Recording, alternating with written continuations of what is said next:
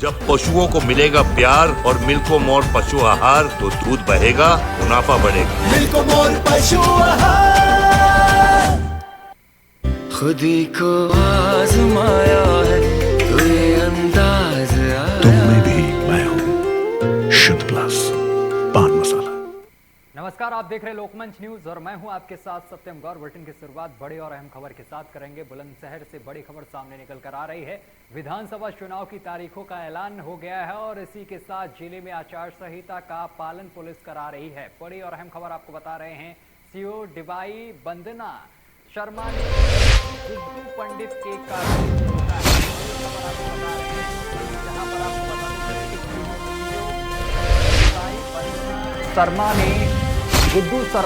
गुड्डू पंडित के काफिले को रोका है।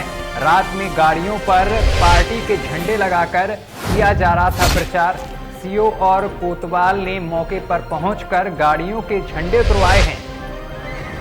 बड़ी और अहम खबर आपको बता रहे हैं। आचार संहिता लगने के बाद लगातार पुलिस सख्त नजर आ रही है और जिले में राजनीतिक होल्डिंग और पोस्टर उतराए जा रहे हैं। इसके साथ ही गाड़ियों से ये प्रचार किया जा रहा था। गुड्डू पंडित प्रचार कर रहे थे और जिसके बाद यहां पर पुलिस पहुंची और झंडा उतरवाया गया है गाड़ी से। और इस खबर पर ज्यादा जानकारी के साथ हमारे संवाददाता कदीम राजपूत हमारे साथ सीधा फोन लाइन पर जुड़ गए हैं। कदीम, आचार संहिता लागू है, इसके बावजूद भी प्रचार प्रसार अभी भी जारी है क्या? बिल्कुल सत्तर जी, बता दें कि बुलंदशहर लेडी सिंघम के नाम से जाने वाली सीओ वंदना शर्मा ने समाजवादी पार्टी से विधायक रह चुके पूर्व गुड्डू पंडित के काफिले को रोका है, जो कि रात में गाड़ियों पर पार्टी के झंडे लगाकर प्रचार किया जा रहा था। तभी ये गुप्त सूचना पर सीओ वंदना सिंह ने कोतवाल डिवाई के सहित ले जाकर मौके पर पहुंचकर गाड़ियों की चेकिंग की और झंडे भी उतरवाए और आगे भी झंडे ना लगाकर प्रचार करने की भी चेतावनी दी। जिस तरीके से आचार संहिता लगने के बाद लगातार पुलिस सख्त नजर आ रही है, चौराहों से भी होल्डिंग उतरवाई जा रही हैं राजनीतिक पार्टियों की, और इसी के साथ साथ यहां पर गुड्डू पंडित प्रचार प्रसार कर रहे थे, इनके ऊपर किसी तरीके की कार्रवाई की गई है पुलिस प्रशासन की तरफ से?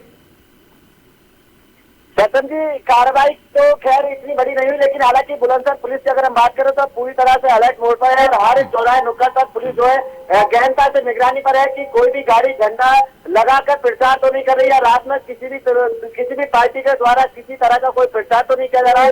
हालांकि फिर भी जो पार्टियों के नेता है वो लगातार रात में अगर झंडा लगाकर प्रचार करने का काम कर रहे तो पुलिस उन पर नकेल कस रही है। जी चलिए, तमाम जानकारी साझा करने के लिए बहुत बहुत शुक्रिया आपका। और उत्तराखंड के हरिद्वार का रुख करेंगे, जहां पर पिरान कलियर में मुख्यमंत्री पुष्कर सिंह धामी ने प्रधानमंत्री नरेंद्र मोदी की सलामती को लेकर नवनियुक्त वक्फ बोर्ड के सदस्यों तथा भाजपा अल्पसंख्यक मोर्चा के कार्यकर्ताओं के द्वारा एक चादर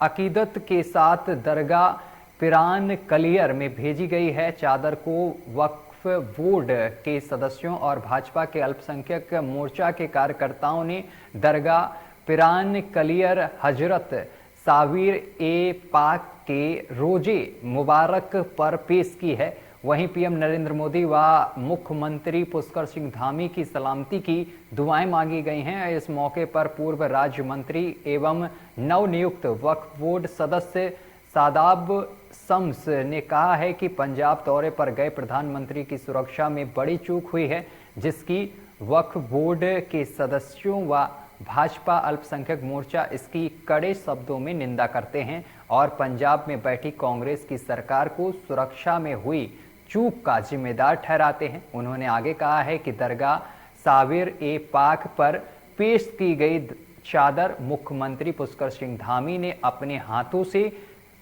चूमकर पीएम की सलामती के लिए भेजी है। कहा है कि चादर को दरगाह पर पेश किया गया और प्रधानमंत्री नरेंद्र मोदी व पुष्कर सिंह धामी की सलामती की दुआएं भी मांगी गई हैं। चलिए, अगली खबर का रुख करेंगे। कासगंज से सामने निकल कर आ रही है। कासगंज में लगातार बढ़ रहे हैं कोरोना के मामले। बड़ी खबर आपको बता रहे हैं, जहां पर आपको बताते चले कि कासगंज में भी लगातार कोरोना के मामले बढ़ रहे हैं। कोरोना मरीजों की संख्या 22 से बढ़कर 35 हो गई है। लगातार हो रही सैंपलिंग के दौरान बढ़ रही है मरीजों की संख्या। 2 कोरोना पॉजिटिव मरीज भी अभी तक लापता हैं, जिनकी अभी तलाश जारी है। मरीजों को ढूंढने की कोशिश में जुटा है जिला प्रशासन। तो बड़ी खबर आपको बता रहे हैं। आपको बताते चले कि 2 ऐसे पॉजिटिव मरीज हैं जो गायब बताए जा रहे हैं, लापता बताए जा रहे हैं, जिनकी खोजने के लिए प्रशासन जुट गया है। वहीं कासगंज में लगातार मामले कोरोना के बढ़ते जा रहे हैं। बड़ी और अहम जानकारी आपको पहुंचा रहे हैं कासगंज से।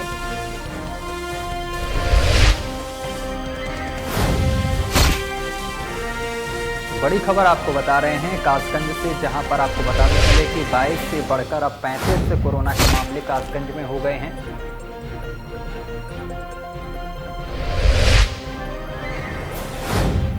चलिए, वक्त एक छोटे से ब्रेक का है। ब्रेक के बाद खबरों का सिलसिला लगातार जारी रहेगा। अमेरिका की स्माइल ट्रेन संस्था अब राष्ट्रीय बाल स्वास्थ्य कार्यक्रम से भी संबद्ध निःशुल्क ऑपरेशन और उपचार कर रही है। जन्म से कटे होठ या कटे तालू के मरीजों का निःशुल्क ऑपरेशन किया जाता है। अगर आप ऐसे किसी भी मरीज को जानते हैं या जिसके जन्मजात कटे होठ या तालू हैं, तो उसको हमारे health city hospital, trauma centre and super speciality Vijaykhand 2, Gomti Nagar थाने के पीछे लखनऊ पते पर लाएं।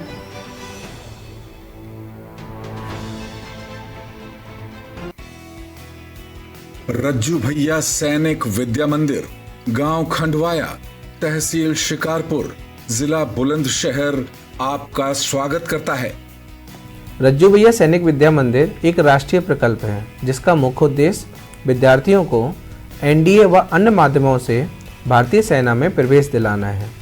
भारतीय सेना में अपने बच्चों का उज्जवल भविष्य बनाने के लिए रज्जू भैया सैनिक विद्या मंदिर में प्रवेश दिलाएं। प्रवेश प्रक्रिया प्रारंभ हो चुकी है।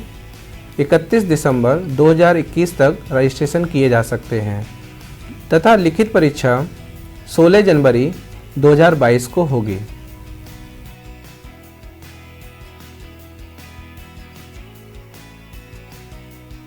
जो बच्चे रिटन एग्जाम क्लियर कर लेंगे उनका साक्षात्कार होगा, उसके बाद मेडिकल होगा, उसके बाद मेरिट लिस्ट तैयार की जाएगी और जो बच्चे मेरिट लिस्ट में आएंगे उन्हें इस स्कूल में एडमिशन दिया जाएगा।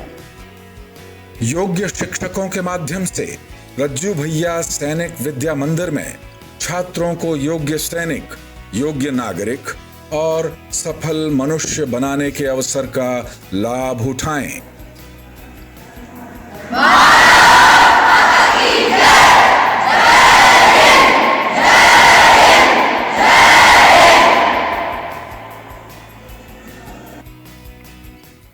और ब्रेक के बाद आप सभी दर्शकों का एक बार फिर से स्वागत है। बात करेंगे उत्तराखंड के हरिद्वार के कलियर थाना क्षेत्र के निवासी 15 वर्षीय किशोरी के साथ उसका पिता पिछले 3 महीने से घर में बंधक बनाकर बार बार दुष्कर्म करता था और किसी को बताने पर जान से मारने की धमकी दिया करता था। पुलिस ने पीड़िता की तहरीर पर मुकदमा दर्ज कर आरोपी की तलाश शुरू कर दी थी। वहीं कलियर पुलिस ने वरिष्ठ अधिकारियों के निर्देश पर टीम गठित कर आरोपी पिता को मुखबिर की सूचना पर राही गेस्ट हाउस के सामने कबाड़ी की दुकान से गिरफ्तार कर लिया है। पकड़े गए आरोपी को न्यायालय पेश किया जा रहा है। अगली खबर रुड़की से सामने निकल कर आ रही है। रुड़की के धनौरी स्थित बवन दारा पुल पर बर्फ जैसी नज़ारा देखने को मिल रहा है, जिस पर राहगीर भी अपनी फोटो कवरेज करते हुए दिखाई दे रहे हैं। साथ ही राहगीरों का कहना है कि ऐसा नज़ारा मसूरी में देखने को मिला था, जो आज धनौरी में भी देखने को मिल रहा है।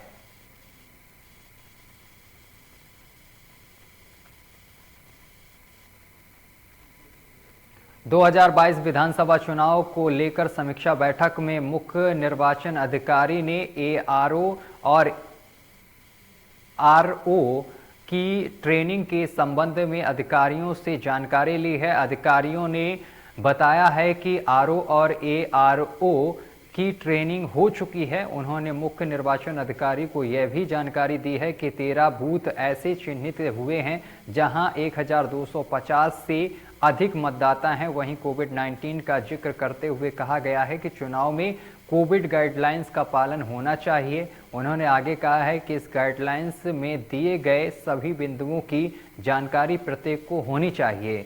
उन्होंने आगे कहा है कि 15 जनवरी तक कोई भी रैली, जनसभा, पद यात्रा, विजय जुलूस, वाहन, बाइक रैली कुछ भी निकलने की इजाजत नहीं है।